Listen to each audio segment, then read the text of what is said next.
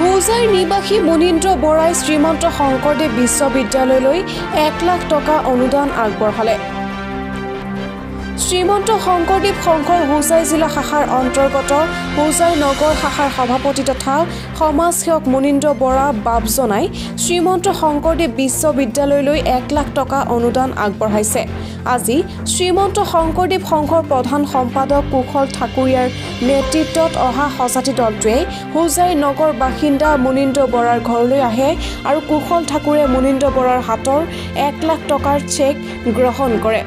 Check গ্ৰহণ কৰি দিয়া ভাষণত কুশল ঠাকুৰীয়া বাবজনাই কয় যে হোজাইৰ দৰে ঠাইত সংঘৰ সংগীয়ে ব্যৱসায় বাণিজ্য কৰি এই মহান অনুষ্ঠানলৈ অনুদান আগবঢ়োৱাত আমি নথৈ আনন্দিত হৈছোঁ। আমাৰ সংগীসকলে তেখেতৰ আদৰ্শ গ্ৰহণ কৰিব লাগে।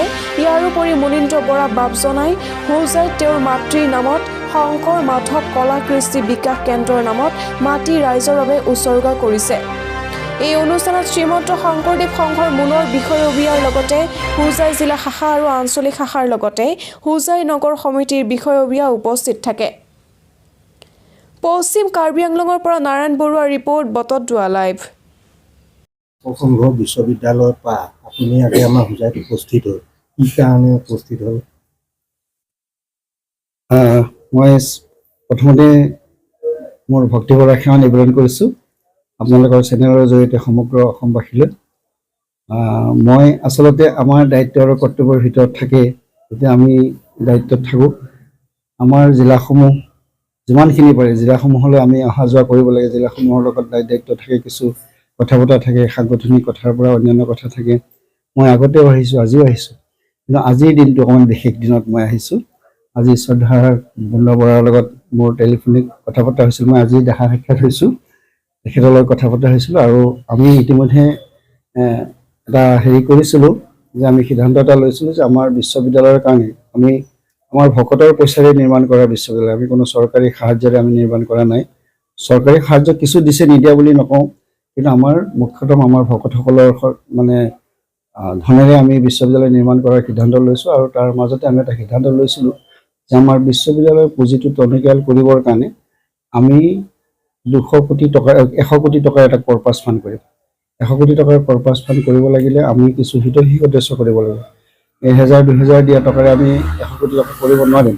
গতিকে আমি আমাৰ ভকতসকলৰ বহুত ভকত আছে, তাৰ উপৰিও শংকৰদেৱ সংঘত নোসোমোৱা বহুত মানুহ আছে, বহুত লোক আছে অনুষ্ঠানটোৰ প্ৰতি ভাল পায়, বিশ্ববিদ্যালয়খনক ভাল পায়, এনেকুৱা বহুত ব্যক্তি আছে। তেখেতসকলৰ ওচৰত আমি আবেদন নিবেদন নকৰিলেও তেখেতসকলে খবৰটো পাই পেলাই বহুতে এনেধৰণে কিছু 1 লাখ টকীয়া আমি এটা হিতৈষী সদস্য কৰিছিলোঁ। যিগৰাকী 1 লাখ টকা একেলগতে দিব তেখেতক আমি শ্ৰীমন্ত শংকৰদেৱ সংঘৰে নিৰ্মাণ কৰা বিশ্ববিদ্যালয়খনৰ হিতৈষী সদস্য হ'ব। তেখেত আজীৱন এই বিশ্ববিদ্যালয়খনৰ সদস্য হৈ থাকিব। তেখেতৰ পিছত তেখেতৰ পৰিয়াল পৰিজনেও এই দায়িত্ব পাব। তেখেতসকলক আমি সকলো সভা সমিতিতে নিমন্ত্ৰণ কৰাৰ পৰা আৰম্ভ কৰি আমাৰ যিখিনি সা সুবিধা থাকে, কেতিয়াবা যদি প্ৰয়োজন হয় তেখেতসকলক আমি সন্মানিত কৰাৰ কাৰণে যিখিনি প্ৰয়োজন হয় সেই কথাখিনি আমি কৰিবৰ কাৰণে সিদ্ধান্ত লৈছোঁ আৰু তেনেধৰণে আমি বিগত সময়ত আমি কৰি আহিছোঁ। ইতিমধ্যে আমাৰ প্ৰায় 1.5 কোটি টকাৰ ওচৰ চাপিছে। আমি 1.5 কোটি টকা এই কেইবছৰ 3-4 বছৰৰ ভিতৰতে আমি কৰিবৰ কাৰণে সক্ষম হৈছোঁ আৰু আমি আশা ৰাখিছোঁ এই বছৰটোতো বা আগন্তুক বছৰটোতো আমি এনেধৰণৰ এটা ভাল পদক্ষেপ ল'ম যাতে আমাৰ এই বিশ্ববিদ্যালয়ৰ পুঁজিটো যাতে আমি টনকিয়াল কৰি ৰাখিব পাৰোঁ। মানে কেতিয়া কি পৰিৱেশ আহে কোনেও ক'ব নোৱাৰিব। গতিকে এই পৰিৱেশবোৰ মোকাবিলা কৰিবৰ কাৰণে আমি এটা টনকিয়াল পুঁজি নিৰ্মাণৰ কথা চিন্তা কৰিছোঁ আৰু ভকতসকলে যথেষ্ট সঁহাৰি আগবঢ়াইছে।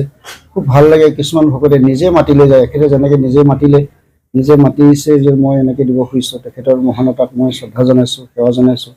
আৰু বহুত মই আজি ধৰক 15-20 দিনমান হৈছে, মই ডিব্ৰুগড়লৈ গৈছিলোঁ। তাতে এগৰাকী ব্যক্তিয়ে মোক মাতি নি পেলাই এনেকৈ 1 লাখ টকা দিলে, তাৰ আগতেও দিছে। এনেকৈ মই কেইবাজনেও মোক এনেকৈ ধৰণে দান দিছে, আগবঢ়াইছে বিশ্ববিদ্যালয়ৰ কাৰণে। গতিকে সেই সুবাদতে আজি এখেতৰ ঘৰলৈ আহি মই হোজাই জিলাৰ যিখিনি ভকত বান্ধৱ আছে, জিলাৰ সভাপতি সম্পাদক প্ৰমুখ্য কৰি বিষয়ববীয়াসকল তেখেতসকলক লগ পাই তেখেতসকলৰ সন্মুখত এনেধৰণে তেখেতে দিয়া ধনখিনি 1 লাখ টকা মানে গ্ৰহণ কৰিবলৈ পাই মই নিজকে খুব ধন্য মানিছোঁ। খুব আন্তৰিকতাৰে মই তেখেতলৈ শ্ৰদ্ধা জনাইছোঁ আৰু ইমানখিনি ভকতৰ আগত দিয়াটো এটা সঁচা অৰ্থতে খুব আনন্দৰ বিষয়, সুখৰ বিষয় যে আজি যিখিনি কথা এই কথাখিনি মই ভাবোঁ আপোনালোকেও নিশ্চিতভাৱে প্ৰকাশ কৰিব, আমাৰ বাতৰি যোগে আপোনালোকে নিশ্চিতভাৱে এই কথাটো প্ৰকাশ কৰিব শ্ৰদ্ধাৰ বৰাবৰ জনাই বা তেখেতৰ পৰিয়ালে যি মহানতা দেখুৱালে সেই মহানতাক যাতে আপোনালোকে প্ৰচাৰ কৰিলে সেইখিনি দেখি যাতে অন্য লোকেও যাতে তেনেধৰণে উৎসাহিত হয়, অন্য লোকেও যাতে তেনেধৰণৰ কাম কৰিবৰ কাৰণে চিন্তা কৰিবৰ কাৰণে যাতে মানে সমল পায়, তাৰ কাৰণে মই আপোনালোকৰ ওচৰতে বিনম্ৰ অনুৰোধ জনাইছোঁ। আপোনালোকে বাতৰিটো সুন্দৰভাৱে প্ৰচাৰ কৰিলে আৰু অনেক লোক এনেধৰণে আহিলে তেখেতসকলৰ চিন্তা চৰ্চাৰে আমাৰ অনুষ্ঠানটোক আগবঢ়াই লৈ যোৱাত আমি সহায় কৰিব পাৰিম বুলি আমি আশা ৰাখিছোঁ।